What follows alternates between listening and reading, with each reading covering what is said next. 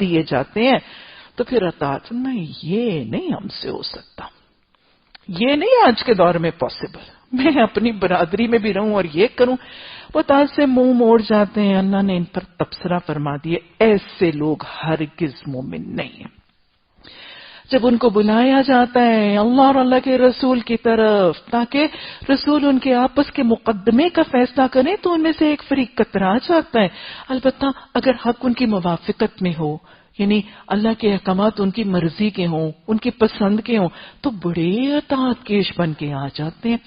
Grammar کو سیکھنے کے لیے، تجوید کو سیکھنے کے لیے، قرآن کو سیکھنے کے لیے اطاعت کیش بن کے آ جاتے ہیں، لیکن جب اسی سیکھے ہوئے احکامات پر عمل کرنے کی باری آتی ہے تو کنی کترا جاتے ہیں۔ کون سا رویہ؟ وہ جو سورہ بقرہ میں ہم نے سیکھا تھا، کیا تھا وہ جو اندھیرے میں چلتا ہے، آسان آسان دین لے لیتے ہیں، مشکل احکامات کو چھوڑ دیتے ہیں، آسان احکامات میں اطاعت کیش بنتے ہیں، مشکل احکامات کو میٹھا میٹھا دین لیتے ہیں، کڑوے کسیلے نعوذ باللہ احکامات چھوڑ دیتے ہیں۔ منافقانہ روش ہے جس کی اللہ تذکرہ فرما رہے ہیں۔ کیا ان کے دلوں کو نفاق کا روگ لگا ہے یا یہ شک میں پڑے ہیں؟ شک کیا؟ پتہ نہیں یہ جو سورہ نور کے احکامات ہمیں سمجھائے پڑھائے گئے ہیں یہ ہیں بھی ٹھیک یا نہیں ہے ٹھیک، پتہ نہیں زینتوں کے زمرے میں چہرہ آتا بھی ہے کہ نہیں آتا، بس پتہ نہیں وہ شک میں پڑے ہیں، یا ان کو یہ خوف ہے کہ اللہ اور اللہ کا رسول ان پر ظلم کرے گا، یا ان کو ڈر ہے۔ خوف کس چیز کا؟ کہ اللہ اور اللہ کے رسول صلی اللہ علیہ وسلم کے احکامات پر ایمان لا کے ان کے مطابق عمل کریں گے تو پتہ نہیں کتنے بڑے نقصان ہو جائیں گے، پتہ نہیں کتنے بڑے فائدوں سے محروم ہو جائیں گے۔ اصل بات ہے کہ یہ لوگ تو ظالم خود ہی ہیں۔ ایمان لانے والوں کا کام تو یہ ہے کہ جب اللہ اور اللہ کے رسول صلی اللہ علیہ وسلم کی طرف بلائے جائے تاکہ رسول ان کے مقدمے کا فیصلہ کرے تو وہ کیا کہیں، یعنی قرآن اور حدیث ان کی زندگی کی ڈیسیژن میکنگ کا معاملہ اختیار کریں تو وہ کیا کریں، وہ کیا کہیں؟ سمعنا وَأَطَعْنَا۔ مومن وہی ہیں جب زندگی کے مراحل، فیصلوں کے مراحل پر اترتے ہیں تو قرآن اور حدیث میں جو فیصلہ ملتا ہے اس کو مان کر سمعنا وَأَطَعْنَا کہتے ہیں۔ ان لوگوں کو اللہ نے کیا لگایا؟ اولئک ھم المفلحون۔ شک نکال دیجئے، خدا را شک نکال دیجئے دل پر۔ اس قرآن پر عمل کرنے کے بعد فلاح ہاتھ سے نکلتی نہیں، فلاح ملتی ہے۔ اس قرآن کو چھوڑنے کے بعد فلاح ملتی نہیں، ہاتھ سے چھن جاتی ہے، چھین لی جاتی ہے۔ جو قرآن اور حدیث کے احکامات کو سننے کے بعد اس کی اطاعت کا دم بھرتے ہیں، اس رنگ میں اپنے آپ کو رنگتے ہیں، یہی لوگ فلاح پانے والے ہیں۔ وَمَن يُطِعِ اللَّهَ وَرَسُولَهُ وَيَخْشَ اللَّهَ وَيَتَّقِهِ فَأُولَئِكَ هُمُ الْفَائِزُونَ۔ جو اللہ اور اللہ کے رسول صلی اللہ علیہ وسلم کی اطاعت کرتے ہیں، اللہ سے ڈرتے ہیں، اس کا تقویٰ کرتے ہیں، یہی لوگ کامیاب ہونے والے ہیں۔ کامیابی کا طریقہ، فلاح کا نسخہ، کیا دنیا کی کامیابی یا آخرت کی کامیابی کو بتایا جا رہا ہے؟ نہیں، دنیا، موت، قبر، حشر، پلسرات، حساب کا وقت، ابدی، عارضی، ہر قسم کی فلاح اور کامیابی کا طریقہ کیا ہے؟ اطیعوا اللہ و اطیعوا الرسول۔ ابدی اور عارضی فلاح اور کامیابی کا نسخہ کیا ہے؟ سمعنا و اطعنا۔ کامیاب ہونا چاہتے ہیں؟ اپنے کاروباروں میں، اپنے گھروں میں، اپنے رشتے ناتوں میں، اپنے تعلقات میں، اس دنیا کی زندگی میں اور ابدی زندگی میں کامیاب ہو کر فلاح کا نسخہ پانا چاہتے ہیں تو کیا ہے؟ آپ نے فرمایا تھا میں اپنے پیچھے سے 2 چیزیں چھوڑے جا رہا ہوں، ان کو تھامے رکھو گے تو راستہ گم نہیں کرو گے۔ کیا ہے؟ اللہ کی کتاب اور میری سنت۔ خوش ہو جاؤ، اس قرآن کا ایک سرا اللہ کے ہاتھ میں ہے اور دوسرا سرا تمہارے ہاتھ میں ہے، اس کو تھامے رکھو گے تو راستہ گم نہیں کرو گے۔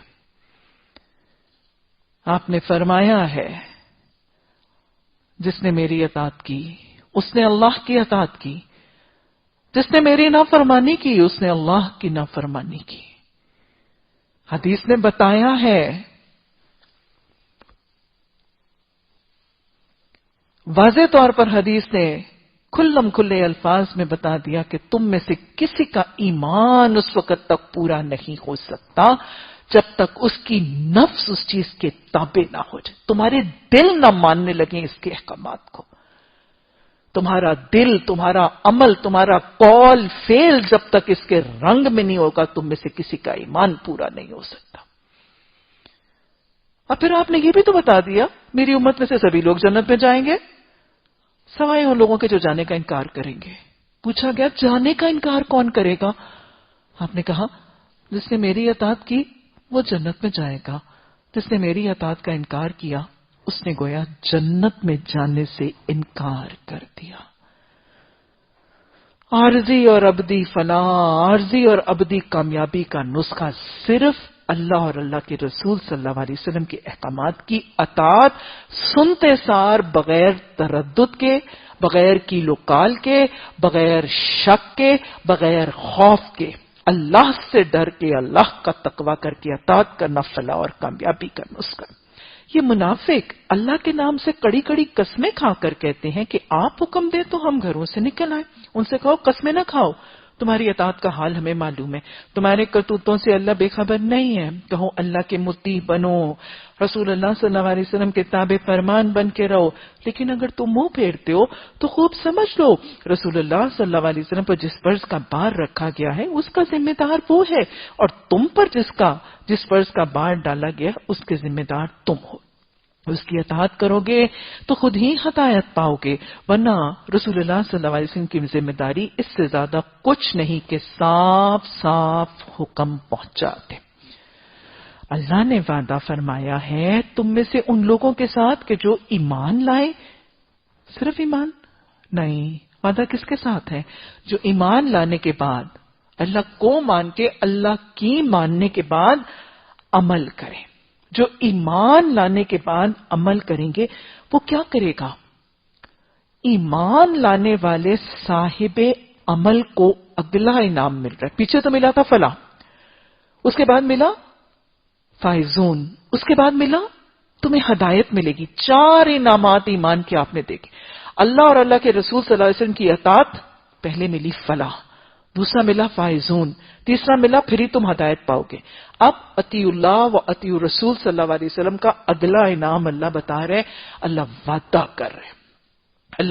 کر رہے کہ اطیع اللہ و اطیع رسول کر کے ایمان لاؤ گے، نیک عمل کرو گے تو میں ان کو اسی طرح زمین کا خلیفہ بنا دوں گا جس طرح پہلے سے ان کے گزرے ہوئے لوگوں کو بنا چکا ہوں. ان کے لیے ان کے دین کو مضبوط بنیادوں پر قائم کروں گا جسے اللہ تعالیٰ نے ان کے حق میں پسند کی ہے. ان کی موجودہ حالت خوف کو امن سے بدل دوں گا. بس وہ کیا کریں؟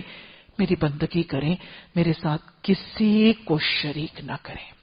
اللہ کی بندگی، اللہ کی اطاعت اور اللہ کی حکم کو ماننے والوں کا اگلا انعام بتایا جا رہا ہے. میں تمہیں تمہاری چھینی ہوئی خلافت واپس کر دوں گا. اللہ سبحانہ تعالیٰ ہمیں آنکھوں سے دکھا چکے نبی صلی اللہ علیہ وسلم کے بعد جب تک خلفائے راشدین کا دور، اس کے بعد مسلمانوں کے عروج کا دور، جب تک انہوں نے اطیع اللہ و اطیع الرسول اپنی بستیوں کے اوپر قانون اللہ کا، اپنی سرزمین کے اوپر نظام قرآن کا نافذ کرتے رہے، اللہ نے ان کو خلافت دی، اللہ نے ان کو حکومت دی. اور پچھلے نبیوں کے ساتھ بھی ایسا ہی رہا، پچھلے قوموں کے نبیوں کے قوموں کے ساتھ بھی ایسا ہی رہا. رسول کیا ہے؟ اس زمانے میں معزز تھے مسلمان ہو کر، ہم خار ہوئے تارک قرآن ہو کر یہی سمجھایا جائے کہ یہ جو تارک قرآن ہو کر خوار ہو رہے ہو، اگر چاہتے ہو کہ تمہاری خوف کی حالت کو اللہ امن سے بدلے، وہ خلافت جو تم سے چھن گئی تمہیں واپس دلا دے، تو صرف اللہ کی بندگی کرو، اللہ کی اطاعت کرو، اللہ کا نظام تھامو، اللہ کے نظام کو اپنی زندگی، اپنے معاشرے، اپنی بستیوں میں رائج کرو. آج مسلمان اتنی کثیر تعداد ہونے کے باوجود کٹ رہے ہیں، پس رہے ہیں، مارے جا رہے ہیں، لوٹے جا رہے ہیں، خون کی ہولی کھیلی جا رہی ہے، عصمتیں آبروئیں پامال کی جا رہی ہیں، سروں کی اوڑھنیاں جلائی جا رہی ہیں، عزتیں خاک میں ملائی جا رہی ہیں، ہلکے ہیں، بے اثر ہیں، روتے ہیں، تڑپتے ہیں، سسکتے ہیں، بلکتے ہیں، پھر مارے پیٹے جاتے ہیں۔ کیوں؟ ہم تو خلیفہ تھے، خلافتیں ہمارے ہاتھ میں تھی، آج ہمارا حال کیوں؟ خوف زدہ ہے، امن سے محروم ہے۔ ہر اسلامی ریاست کا حال دیکھ لیجیے، امن نہیں ہے، خوف ہی خوف ہے، خلافت نہیں ہے۔ اتنی کثیر تعداد میں ہونے کے باوجود آج وہ معاملہ نہیں ہے۔ کیوں؟ چاہتے ہیں یہ سب حالت بدل جائے، چاہتے ہیں کہ یہ جو خوف ہے آج ہمارے اندر، پورا مہینہ کم از کم 3 ہفتے ہونے کو ہے، اسکول بند ہیں، کالج بند ہیں، یونیورسٹیاں بند ہیں، کیا ہے؟ خوف ہے، بدامنی ہے، انتہا کو پہنچ چکا خوف، انتہا کو پہنچ چکا انتشار، بگاڑ، بدامنی۔ خلافت کے کہیں دور دور سے نشان نظر نہیں آتے۔ کیسے آئے گا؟ کسی یکجائی سے اب عہد غلامی کر لو، ملت احمد مرسل کو مقامی کر لو۔ یہی سمجھا رہی ہے یہ آیت۔ آیت کیا سمجھا رہی ہے؟ وہ جو جواب شکوہ میں اقبال نے کہا تھا کہ محمد سے وفا تو نے تو ہم تیرے ہیں، یہ جہاں چیز ہے کیا لوح و قلم تیرے۔ یہ نظام تھامنے کی ضرورت ہے۔ آج اگر ہم اپنا خوف، اپنی بدامنی، اپنی کمزوری، اپنی ساری مشکلات کو ٹالنا چاہتے ہیں تو غیر قرآنی، غیر اسلامی نظام مصطفیٰ صلی اللہ علیہ وسلم کے علاوہ جو توق ہم نے اپنی گردنوں میں ڈال رکھے، ان توقوں کو اتارنا ہوگا۔ اس ایک توقی کو تو اتارنے کو ہم تیار نہیں ہیں۔ وہ کہا نا کہ آئینے نو سے ڈرنا، طرز کہن پہ اڑنا، منزل یہی کٹھن ہے قوموں کی زندگی میں، یہی کٹھن مرحلہ ہے، اور اس کی ذہن سازی کرنی ہے، یہی ذہن سازی کرنی ہے مجھے اور آپ کو، قرآن تھامنے والوں کو۔ یہی کٹھن مرحلہ ہے ہماری اس قوم میں اور امت کے لیے۔ اس قرآن کو اس زمین کا نظام بنانا ہے، زمین کے خطے پر اصل احکم الحاکمین کی حاکمیت کو قائم کرنا ہے۔ اس پر نظام قرآن بنا لو، میں تمہاری خلافت تمہیں لوٹا دوں گا۔ میں نے مدینہ کی بستی کو لوٹائی تھی، مدینہ کی چھوٹی سی بستی کو ساری دنیا کا خلافت دی تھی، انہوں نے نظام الہیہ کو تھاما تھا، حاکمیت الہیہ کو قائم کیا تھا۔ آج حاکمیت الہیہ کو قائم کر لو، فرعونی طاغوتی نظاموں کو خارج کر دو، میں تمہیں تمہاری کوئی بھی خلافتیں بھی دوں گا، تمہارے خوف کو امن میں بھی بدلوں گا، تمہیں رزق بھی دوں گا جو تمہارے پاؤں اور تمہارے سروں کے اوپر سے تم پر اٹھ کے آئے گا۔ جو اس کے بعد کفر کرے گا تو پھر ایسے لوگ فاسق ہیں۔ اللہ ہمیں اس فسق سے بچنے اور بچانے کی توفیق عطا فرمائے۔ نماز قائم کرو، زکوٰۃ دو، اور رسول اللہ صلی اللہ علیہ وسلم کی اطاعت کرو۔ امید ہے کہ تم پر رحم کیا جائے گا، رحمت الہی کے آثار نظر آتے ہیں۔ آج وہی جو اقبال کا شکوہ تھا، رحمتیں ہیں تیری اغیار کے کاشانوں پر، برق گرتی ہے تو بیچارے مسلمانوں پر۔ ساری دنیا میں کٹ رہے ہیں تو مسلمان کٹ رہے ہیں، کیوں؟ اللہ کا رحم کیوں ملے گا؟ نمازوں کو قائم کرو، نظام نماز اور نظام زکوٰۃ کو نافذ کرو، اور اللہ کی اطاعت کر لو۔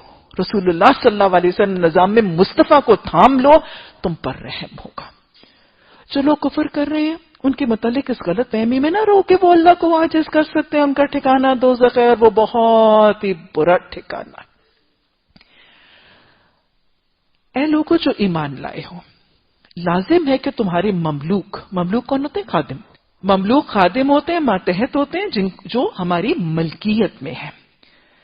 ایمان لانے والوں، لازم ہے کہ تمہارے مملوک اور تمہارے وہ بچے جو ابھی عقل کی حد کو نہیں پہنچ، 3 اوقات میں اجازت لے کر تمہارے پاس آیا کرے۔ کب؟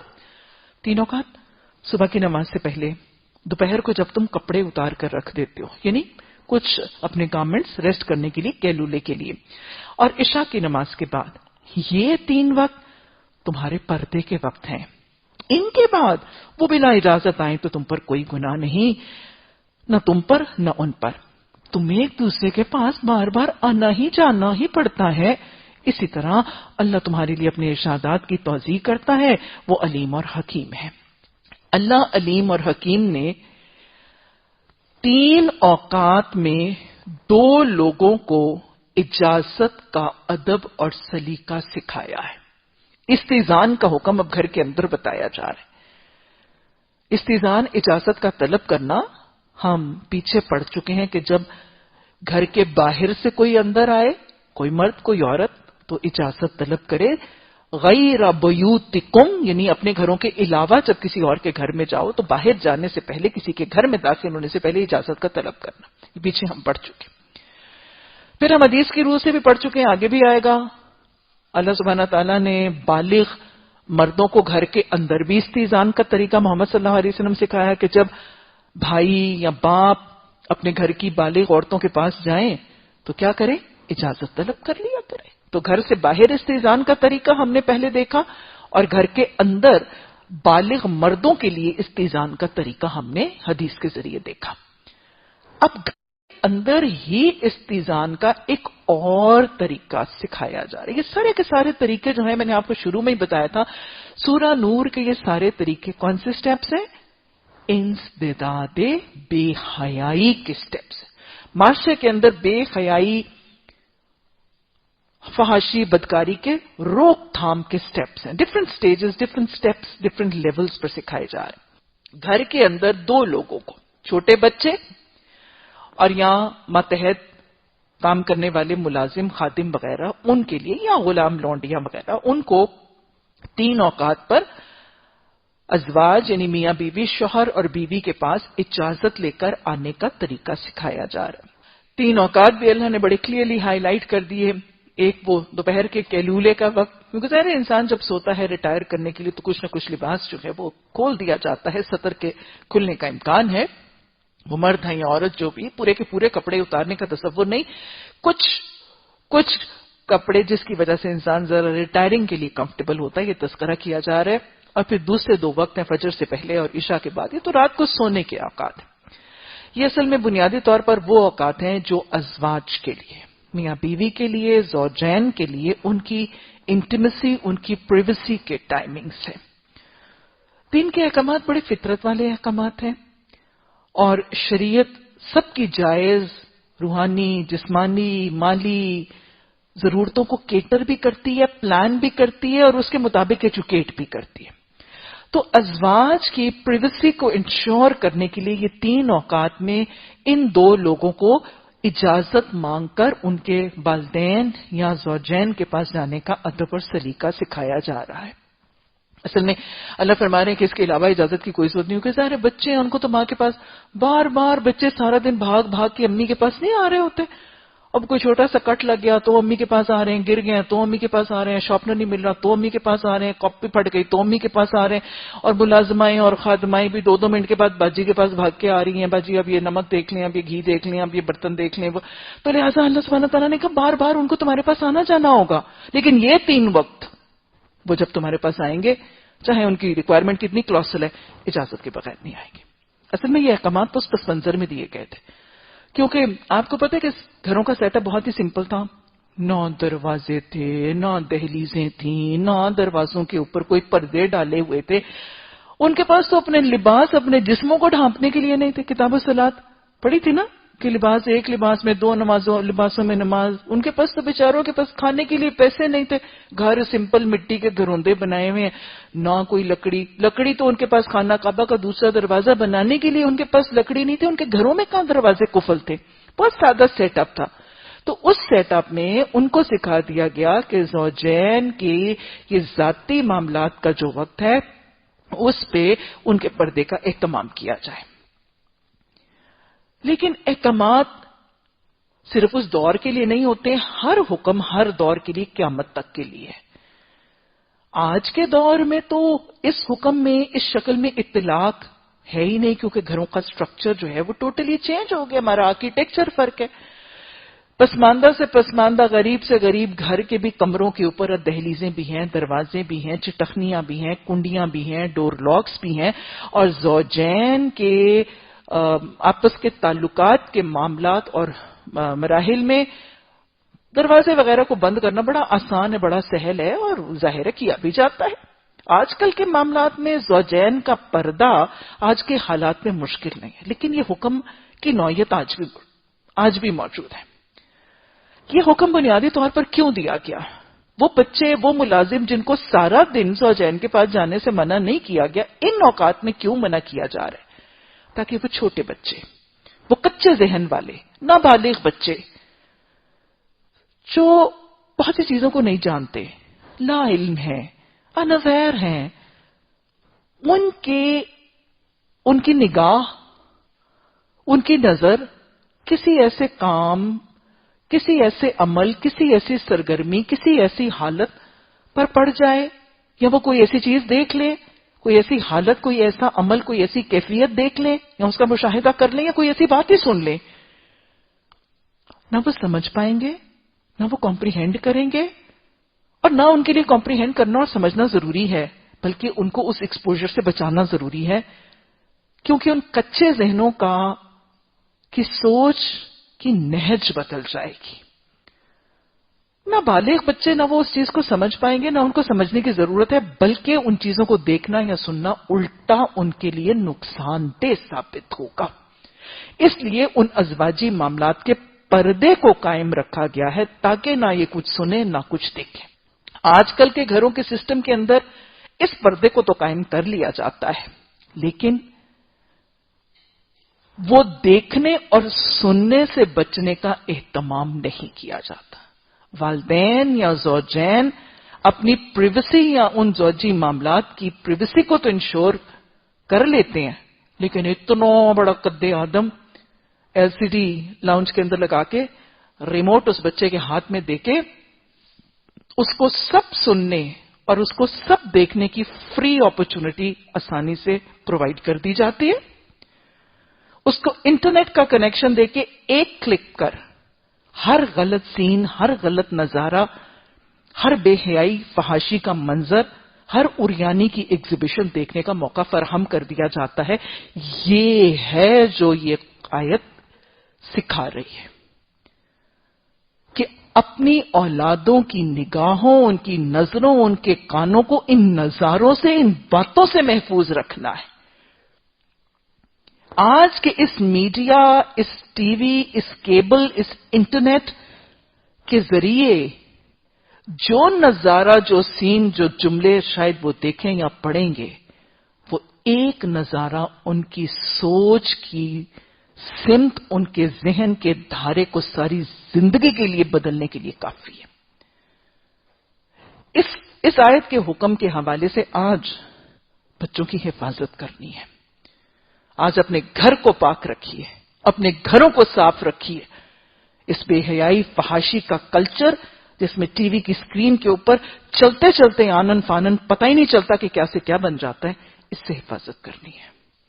اپنی بیٹوں کی نگاہیں، اپنی بیٹیوں کی حیا، عصمت، آبرو کی حفاظت کے لیے، حفاظت تو ایک مرغی بھی کر لیتی ہے اپنے بچے کی۔ میں اور آپ اشرف المخلوقات ہو کے اگر اپنی بچوں کی حفاظت ان شیاطین کے جالوں سے نہیں کر رہے تو یاد رکھیے گا ہم اپنے فرائض ادا نہیں کر رہے۔ اسی طرح اللہ تمہارے لیے اپنے ارشادات کی توضیح کرتا ہے کہ شاید تمہیں کچھ بات سمجھ میں آئے۔ تمہارے بچے جب عقل کی حد کو پہنچ جائیں، یعنی جب بالغ ہو جائیں، تو چاہیے اسی طرح اجازت لے کر آئیں جس طرح ان کے بڑے لے کر آتے ہیں۔ یہ وہ جواز ہے اس آیت کا جو حدیث کا جو آپ نے فرمایا تھا کہ بالغ مرد جب اپنی بہنوں اور اپنی ماؤں اور اپنی بیٹیوں کے پاس آئیں تو انہیں چاہیے کہ اجازت لے کر آئیں یا کم از کم کھنگار ہی دیں تاکہ وہ اپنے پردے اور اپنے ستر کا اہتمام کریں۔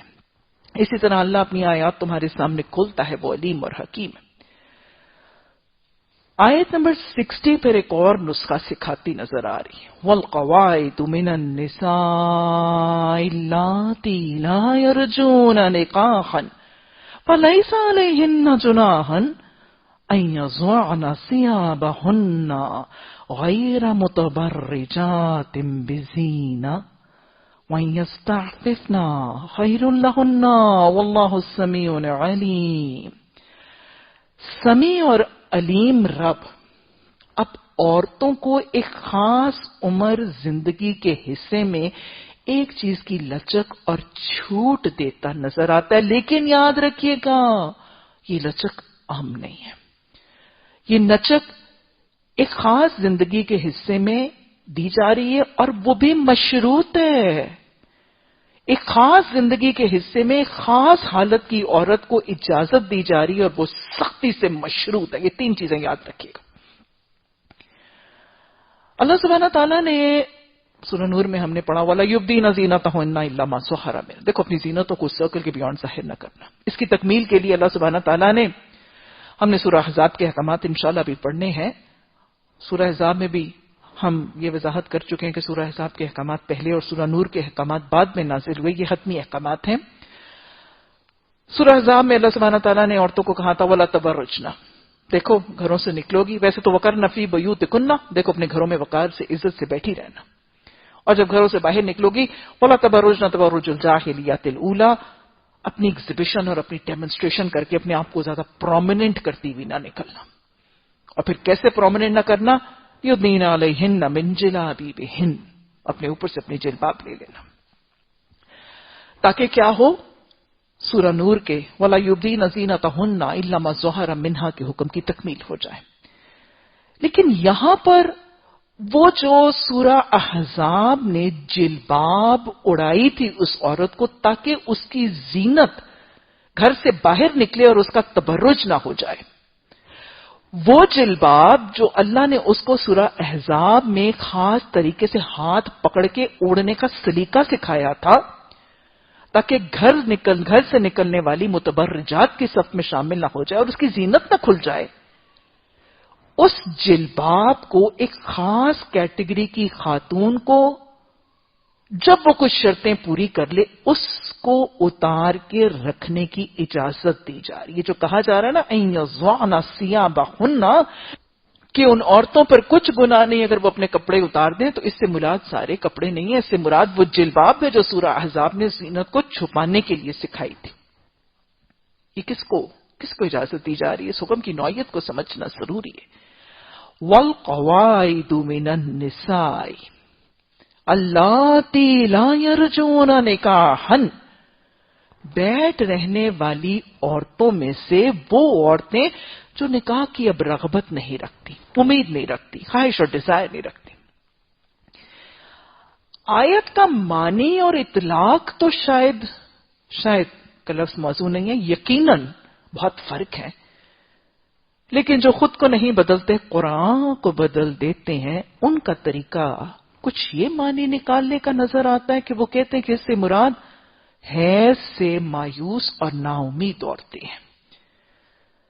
القواعد من النساء اور لا یرجون نکاح کی تفسیر میں کچھ لوگ یہ کہتے ہیں کہ اس سے مراد وہ عورتیں ہیں جن کے حیض رک چکے ہیں، ختم ہو چکے ہیں، پوسٹ مینوپوزل خواتین ہیں جن کے پیریڈز رک چکے ہیں. اس سے مراد وہ عورتیں کہ اللہ ان کو اجازت دے رہا ہے کہ جن کے حیض رک گئے اب ان پر کوئی گناہ نہیں کہ اگر وہ اپنی وہ جلبابیں اتار کے اپنے پردے کا وہ اہتمام نہ بھی کریں تو پھر خیر ہے.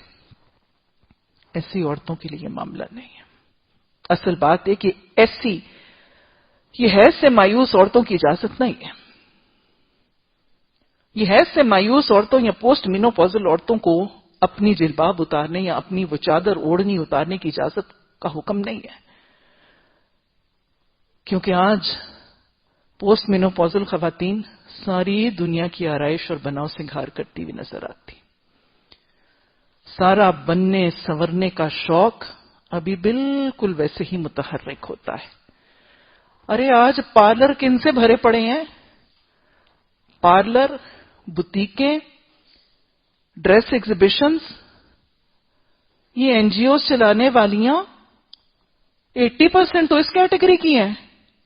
جلسوں میں جا کے فیس پینٹ کر کے ناچنے والیاں 80% تو اس کیٹیگری کی ہے. ان کو جلباب اتارنے کو نہیں کہا جا رہا ہے، ان کے پردے کو کھولنے کی اجازت نہیں دی جا رہی ہے. کون سی ہیں؟ القواعد من النساء، بیٹھ رہنے والیاں کون سی ہوتی ہیں؟ یہ این جی او چلانے والیاں نہیں ہیں خدارا. یہ کون سی ہیں؟ بس جو بیٹھی ہی رہتی ہیں. آج کے معاشرے میں یہ بیٹھی رہنے والی عورت بھی نظر نہیں آتی نا. پچھلے زمانے میں ایک گھر ہوتا تھا، گھر کا ایک صحن ہوتا تھا، اس میں ایک بڑی بی ہوتی تھی. اس کی 8-10 बहुएं होती थीं, 20-25 पोतियां होती थीं, और वो एक बड़ी भी बैठ रहने वाली होती थी जो बैठ के दुआएं करती रहती थी। वो बैठ रहने वाली अपने कमरे से उठ के मुश्किल से अपनी पोती या पोते का हाथ पकड़ के आके सहन में दालान में अपनी चारपाई पर, जो अक्सर उसकी नमाज की जगह होती थी, वो वहां बैठ जाती थी। ये भी देख लीजिएगा, वो पोती का हाथ पकड़ के आती थी। आज पोती का हाथ कहां पकड़ेगी? पोती तो यहां तो ट्यूशन सेंटरों में होती है, और यहां पोती के हाथ में एक आईफोन होता है, या आईपैड होता है, या एंड्रॉइड होता है। पोती की मां के हाथ में भी वो एंड्रॉइड है, पोती के हाथ में भी एंड्रॉइड है, मां के कान में ईयर प्लग्स हैं, बेटी के हाथ में फेसबुक है। तो वो बैठ रहने वाली के हाथ में आज वॉकर आ गया।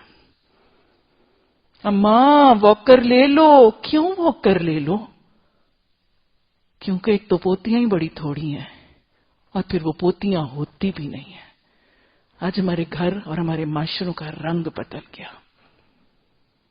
आज हमने उन मां बापों को वाकई अपने उन जन्नत के दरवाजे समझने का इनकार कर दिया। वो बैठ रहने वाली मुश्किल से अपने कमरे से चल के सहन में आ जाती थी, और बस वो सारा दिन वहीं बैठी रहती थी। वहीं वो वुजू करती थी, हल्का सा चल के नमाज पढ़ लेती थी। वहीं बैठी बैठी अपनी बहू का लहसुन, उसका प्याज, उसकी सब्जी भी बना देती थी। मैंने देखी है ऐसी बैठने वालियां, आज की नस्ल ने शायद ना देखी होंगी। हम इन बैठने वालियों को बिठाने पर भी तो तैयार नहीं, क्योंकि बिठाने वालियां नौकरियों पे निकल गई, बैठी वाली बेचारी फिर बच्चे संभालती रह गई। ये बैठ रहने वाली है जो ना बाजार जा सकती है, ना ये शॉपिंग करती है, ना विंडो शॉपिंग करती है, ना ये होटलिंग करती है, ना ये डाइनिंग आउट करती है, ना ये बुटीक पे जाती है, ना ये पार्लर पे जाती है, ना ये कॉन्सर्ट पे जाती है, ना ये मेले पे जाती है, ना ये एनजीओ चलाती है, ना ये किसी भी किस्म के घर के मामलात से बाहर जाती है। ये घर ही बस बैठी रहती है। अब समझ आइए ये कौन है? बिल्कुल जो बूढ़ी हो चुकी है, मुश्किल से चलने के काबिल है, और उसको किसी किस्म की निकाह की ना उम्मीद है, और ना ही निकाह या निकाह से रिलेटेड मामले की कोई ख्वाहिश आरज़ू है। ये कौन है? जिसकी आंखों पे झुर्रियां, जिसकी कमर झुकी, जिसके लिए कहते हैं ना मुंह में दांत ना पेट में आंख। ये तो वो बुढ़िया फूंस है जिसको इजाजत दी जा रही। ये आज की पोस्ट मीनोपॉजल एनजीओ चलाने वाली खातून नहीं है। इससे पोस्ट मीनोपॉजल खातून को हुक्म अखज नहीं होता। ये वो बैठ रहने वाली है जो दुनिया के मशागिल में से किसी मशगले में काम नहीं लेती। निकाह के मामलात के साथ कोई ताल्लुक नहीं है, कोई रगबत नहीं है, कोई रुझान नहीं है। वो बुढ़िया फूंस, जाहिर है वो चादर लेगी, कभी उसका जोड़ दुखता है, कभी हाथ पकड़ती है, कभी पांव फंसेगा, कभी आंखों के ऊपर मोतिया उतरा, उसको इजाजत दी जा रही है। उस बुढ़िया को इजाजत दी जा रही है जो शायद अपनी झुकी हुई कमर के साथ, अपनी धुंधलाई हुई नजर के साथ, अपने कपकपाते हुए हाथों के साथ अपनी उस जिल्बाब को शायद संभालने की कुदरत नहीं रखती। उसको इजाजत दी जा रही है। जहां रब इजाजत देता है उन इजाजतों को वहीं तक रखना बंदगी का तरीका है। अल्लाह ने इस बुढ़िया खातून को भी, जिसकी कैफियत मैंने आपको बताई, इसको भी शर्त लगाई है, ये भी अपनी जिल्बाब और अपने वो कपड़े पर्दे के तब उतार के रखेगी गैर मुतबर्रिजात, जब उसमें तबर्रुज का शौक नहीं होगा। इस बुढ़िया के अंदर भी अगर तबर्रुज का शौक हुआ, बस औकात है नजर। कभी कभी बहुत ही बूढ़ियों के अंदर भी ये शौक नहीं गया हुआ होता। मैं एक दफा एक जनाजे पे गई, और वो बड़े एहतमाम के साथ लाल कलर की नेल पॉलिश लगाने पर इसरार कर रहे थे कि हमने जरूर लगानी है इस मैयत को। बारहा समझाने के बाद बहू ने बताया कि जी ये बड़ी बी ने ये खास ताकीद की थी, اور تقریباً پورے وہ شاید 15 دن وینٹیلیٹر پر رہیں اور گھر والے باقاعدہ نیل پالشز اتار کے ریفریش کرتے تھے کہ اماں دوسرے دن سے زیادہ نیل پالش نہیں رکھتی تھی. تو اگر اللہ سبحانہ تعالیٰ فرما رہے ہیں کہ ابھی بھی اگر اس میں تبرج کا، اس بڑھیا میں ابھی بھی اگر تبرج کا شوق ہے نا، ابھی بھی اس کو اپنی زینت دکھانے کا شوق ہے نا، تو پھر یہ پھر بھی یہ بھی نہیں اتار سکتی.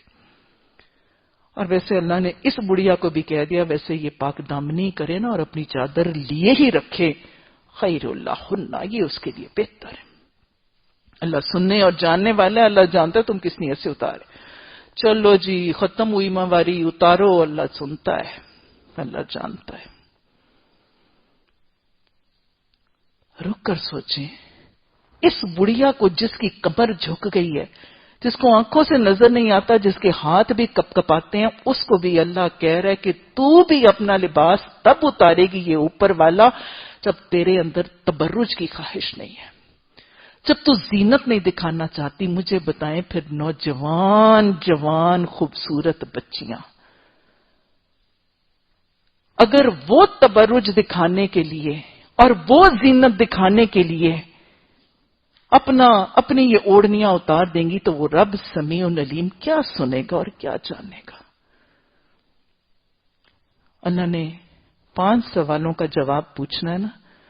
جوانی کس حال میں گزاری تھی، جوانی کس حال میں گزاری تھی، ارے کیا پہنتی تھی، کیا زینتیں دکھاتی تھی، کیسے زلفیں کھولتی تھی، کیسے خوشبوئیں ارد گرد بکھیرتی تھی، کیسے نیل پالشیں لگا کے ہاتھوں کی زینتیں دکھاتی تھی.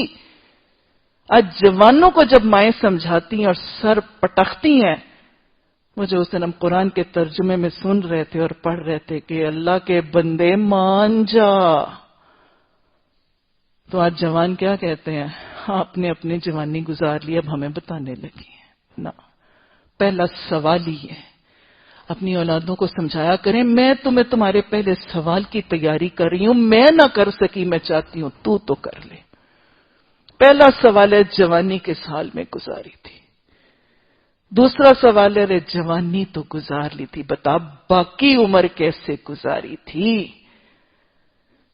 جوانی میں تو شاید تو قرآن سے دور رہا، لا ابالی تھی، حسن ہی بڑا تھا، آپے سے باہر تھا، عیش میں یاد خدا بھول گیا تھا. بتا کہولت کی عمر آئی تھی، کچھ مینٹلی میچیور ہوئی تھی، جسم زبان دماغ ٹکا تھا، پھر کیا کیا تھا. حسن بھی کم ہو گیا تھا، رشتہ بھی مل گیا تھا، شوہر بھی مل گیا تھا، مال بھی مل گیا تھا، اولادیں بھی ہو گئی تھی. ان اولادوں کے لیے کیا نمونہ قائم کیا تھا، باقی عمر میں کیا کیا تھا. مال کیسے کمایا تھا، جو شوہر کا آیا تھا اس کو کن لباسوں پہ خرچ کیا تھا. اور قرآن پڑھنے والوں سے جو سب سے سخت سوال ہے، جو علم تجھے دیا گیا تھا، تو نے سورہ نور پڑھی، تو نے سورہ احزاب پڑھی، تو نے قرآن کے احکامات پڑھے، بتا تیری تان کہیں شادیوں پہ تو نہیں آ کے ٹوٹ جاتی تھی، تیری تان کہیں خوشیوں کے موقعوں پہ آ کے تو ٹوٹ نہیں جاتی تھی. جو علم تجھے دیا گیا تھا بتا اس پر کہاں تک عمل کی. اللہ ہمیں ان سوالوں کے جوابوں کی تیاری کی توفیق عطا فرمائے. کوئی حرج نہیں اگر کوئی اندھا، کوئی لنگڑا، مریض کسی کے گھر سے کھا لے اور نہ تمہارے اوپر کسی کا مذائقہ ہے کہ اپنے گھروں سے کھاؤ یا اپنے باپ دادا کے گھروں سے کھاؤ یا اپنی ماں یا نانی کے گھروں سے کھاؤ. یہ جو کہا جا رہا ہے نا کہ کوئی اندھا یا کوئی لنگڑا کسی کے گھر سے کھا لے، یہ ایک معاشرے کی عکاسی کی جا رہی ہے. اور میرا خیال ہے ابھی بھی یہ کلچر شاید اندرون شہر میں ایگزسٹ کرتا ہے. بس اوقات وہ محلے کا ایک بوڑھا سا چاچا ہوتا ہے، وہ معذور ہے، وہ بوڑھا ہے، وہ بزرگ ہے، اس کا شاید کوئی گھر نہیں، اس کا کوئی ذریعہ معاش نہیں. ایسا بوڑھا بزرگ، ایسا کوئی معذور، ایسا کوئی تنگ دست حاجت مند، یہ اگر کسی کے گھر جا کے کھا لے تو اس پر کوئی گناہ نہیں.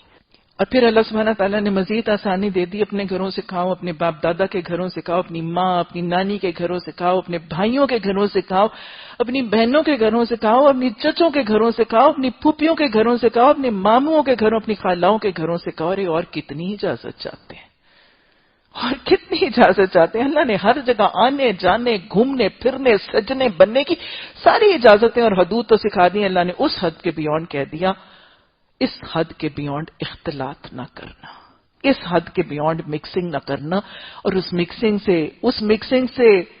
مکسنگ کے نہ کرنے سے فائدہ میرے رب کو نہیں ہے، اس مکسنگ کے کرنے سے نقصان تمہیں اس لیے رب سمجھاتا ہے۔ ان گھروں سے جن کی کنجیاں تمہاری سپردگی میں، یا اپنے دوستوں کے گھروں سے کہو، اس میں کوئی حرج نہیں کہ تم لوگ مل کر کھاؤ یا الگ الگ کھاؤ۔ الگ الگ کھانا بھی شریعت نے اجازت دے دی، کیونکہ دین بہت ہی پریکٹیکل ہے۔ بسا اوقات جاب کے آورز، ورکنگ آورز، سب کچھ فرق ہوں گے، تو لہٰذا دین پریکٹیکل ہے، یہ بندش نہیں لگا دی گئی کہ اکٹھا ہی کھانا ہے۔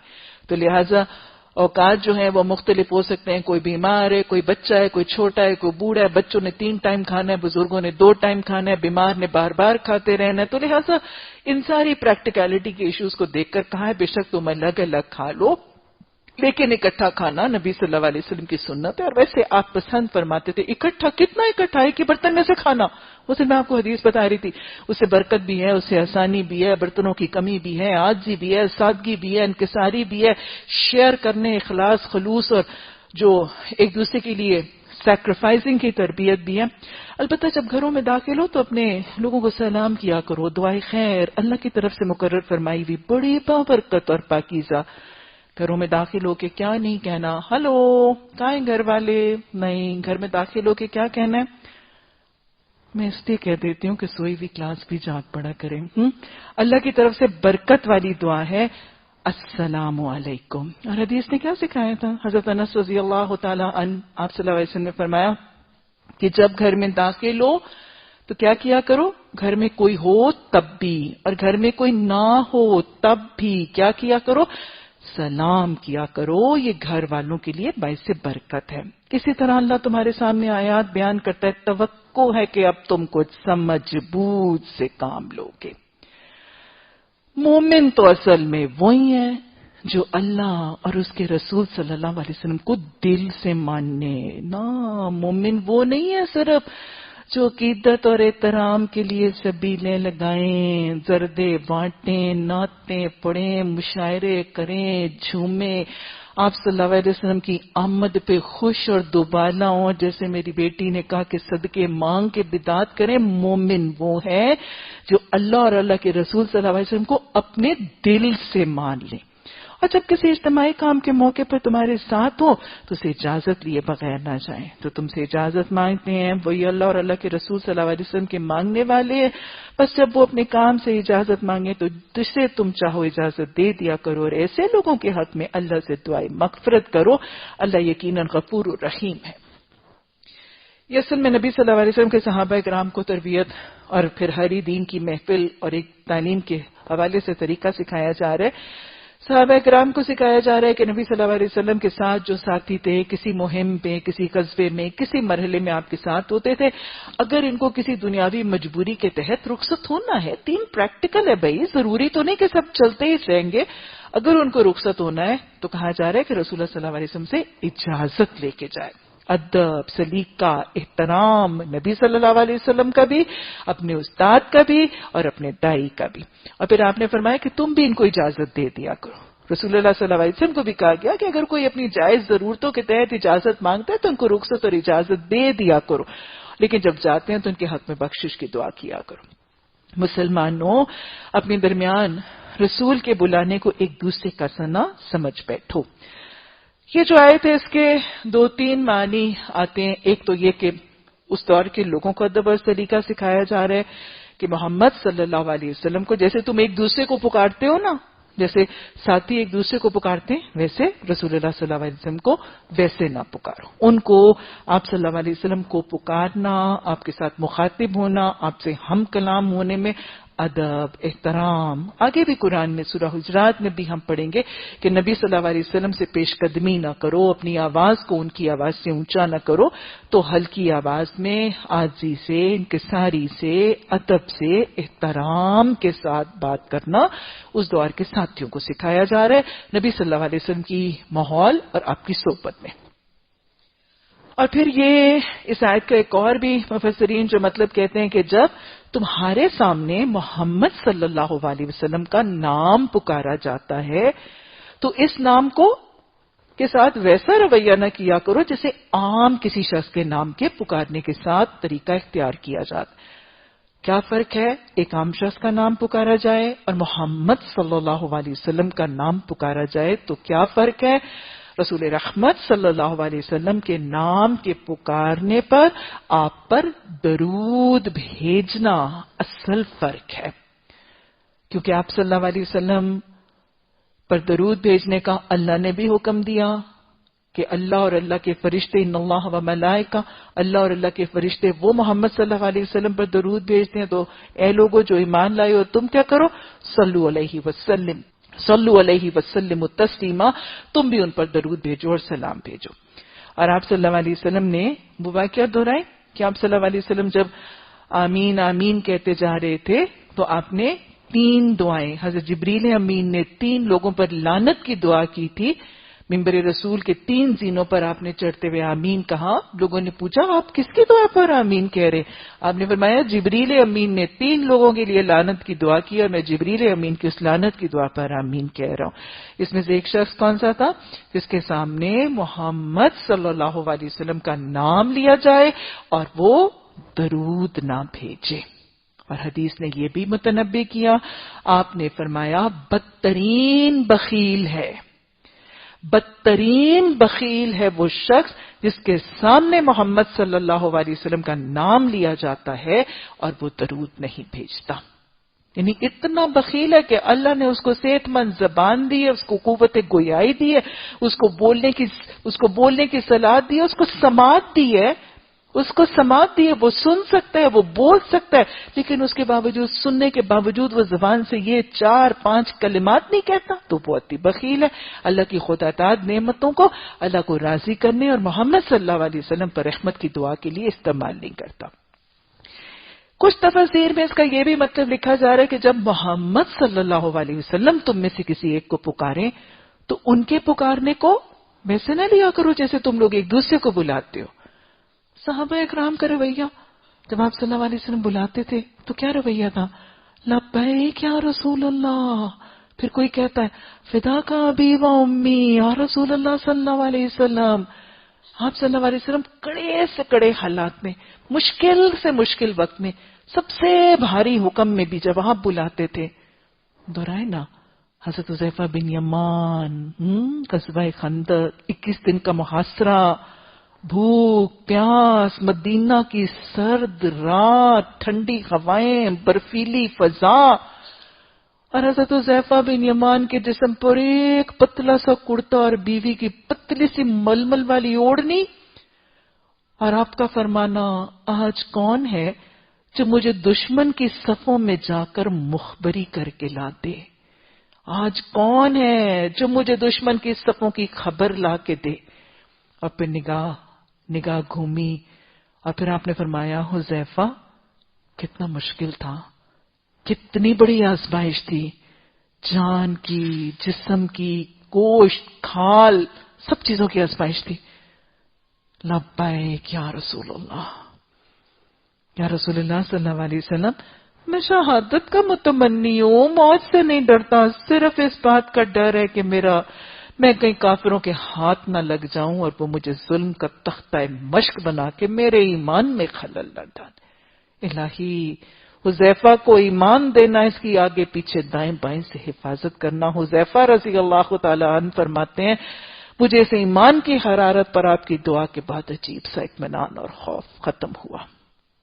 تو لہٰذا اللہ سبحانہ تعالیٰ فرما رہے ہیں کہ جب محمد صلی اللہ علیہ وسلم تمہیں بلائیں تو پھر don't behave and don't react and don't reciprocate جیسے کسی عام بندے کے پکارنے پر. آج نبی صلی اللہ علیہ وسلم تو موجود نہیں ہیں، آپ تو نہیں پکارتے، لیکن آج ہمیں دین محمد صلی اللہ علیہ وسلم کی طرف، حدیث سیکھنے، حدیث پر عمل کرنے کی طرف بلایا جائے.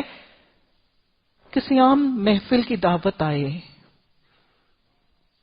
آج رویہ کیسا ہے؟ ایک کانسرٹ کا پاس آ جاتا ہے، کرکٹ میچ کا پاس آ جاتا ہے، اس کو تو سنبھال کے رکھتے ہیں، اور حدیث کلاس کا فلائی اوور آ جاؤ پھر آ گیا، بڑی دفعہ ہے نا، میسج آ جاتا ہے ادھر کا ادھر کا، ڈیزائنر لان کی ایگزیبیشن کا میسج، سیو کر لو پھر بھول جائے گا کون سی ڈیٹ ہے. قرآن کلاس، حدیث کلاس، ایک تو پتہ نہیں النساء والے اتنے میسیجز بھیجتے ہیں، please don't send me any messages again. اللہ سبحانہ تعالیٰ فرما رہے ہیں کہ کب کیا ہے. دیکھو جب تمہیں اللہ سبحانہ تعالیٰ کے رسول صلی اللہ علیہ وسلم پکارتے ہیں تو ان کے پکارنے کو، ان کی دعوت کو عام لوگوں کی دعوت کی طرح نہ سمجھو. اللہ ہمیں یہ دعوتیں دینے، دعوتیں پہنچانے، ان دعوتوں کے لیے اپنے گھر پیش کرنے، اپنے قدم پیش کرنے، اپنی زبانیں استعمال کرنے، اپنے اوقات استعمال کرنے، اور سب سے بڑھ کر ان دعوتوں کا حصہ بننے، ان پر لبیک کہنے کی توفیق عطا فرمائے. اللہ ان لوگوں کو خوب جانتا ہے جو تم میں سے ایسے ہیں کہ ایک دوسرے کی آڑ لیتے ہوئے چپکے سے سٹک جاتے ہیں. رسول صلی اللہ علیہ وسلم کے حکم کی خلاف ورزی کرنے والوں کو ڈرنا چاہیے کہ وہ کسی فتنے میں نہ پڑ جائیں. قرآن سورہ نور کے احکامات جو تم تک پہنچا دیے گئے، ان کی نافرمانی کرتے ہوئے ڈرنا نہ کہ ان کی نافرمانی کر کے کسی فتنے میں پڑ جاؤ یا ان پر دردناک عذاب نہ آ جائے. خبردار رہو، آسمان اور زمین میں جو کچھ ہے اللہ کا ہے. تم جس روش پر ہو اللہ اس کو جانتا ہے. جو پہنتے ہو، جو اوڑھتے ہو، جیسے سجتے ہو، جیسے بنتے ہو، جن زینتوں کو چھپاتے ہو، جن زینتوں کو دکھاتے ہو، جہاں دکھانا ہے وہاں نہیں اس کے علاوہ بھی دکھاتے ہو، اللہ سب جانتا ہے. جس روز لوگ اس کی طرف پلٹیں گے وہ انہیں بتا دے گا وہ کیا کیا کچھ کر کے آئے ہیں. وہ ہر چیز پر علم رکھتا ہے. علیم رب، تو نے اپنے کرم، اپنے فضل سے ہمیں جو سورہ نور کا علم عطا فرما دیا، الحمدللہ. اللہ سبحانہ تعالیٰ اپنی زندگی کی مہلت عمل کے اندر تو نے پرنور احکامات سمجھا دیے. الحمدللہ ثم الحمدللہ. اللہ ان احکامات پر عمل کرنا آسان بنا دے. اللہ ان احکامات کو سمجھ کر ان کے رنگ میں اپنے صبح و شام کو رکھنا آسان بنا دے. اللہ آج کے معاشرے میں، آج کے ان بستیوں میں، آج کے ان رسومات میں اللہ ثابت قدمی سے ساری رکاوٹوں کو توڑ کر اللہ تیری اطاعت کا طریقہ ہم سب کے لیے ثابت قدمی والا بن جائے. اللہ قدم ڈگمگانے نہ دینا. اللہ شیطان کو اکساہٹیں ڈالنے نہ دینا. اللہ شیطان کے فتنوں اور وسوسوں سے بچا لینا. اللہ ہمارا ولی بن جا. اللہ ہمارا ولی بن جا. اللہ ہمیں نافرمانی کے اندھیروں سے نکال کے اطاعت کی روشنی کی طرف لے آ. اللہ طاغوت کے رستے سے بچا کر اللہ رحمان کے صراط مستقیم پر چلا. اللہ ثابت قدمی سے چلنے کی توفیق عطا فرما. اللہ وہ قرآن جس کا ایک سرا تیرے ہاتھ میں ہے، اللہ اس دوسرے سرے کو تھام کر اس کتاب پر عمل کرنا ہمارے اور ہماری ذریت کے لیے آسان بنا. ربنا لا تزغ قلوبنا بعد إذ هديتنا وهب لنا من لدنك رحمة إنك أنت الوهاب. سبحانك اللهم وبحمدك نشهد أن لا إله إلا أنت نستغفرك ونتوب إليك. سبحان ربك رب العزة عما يصفون وسلام على المرسلين والحمد لله رب العالمين. آمين ثم آمين.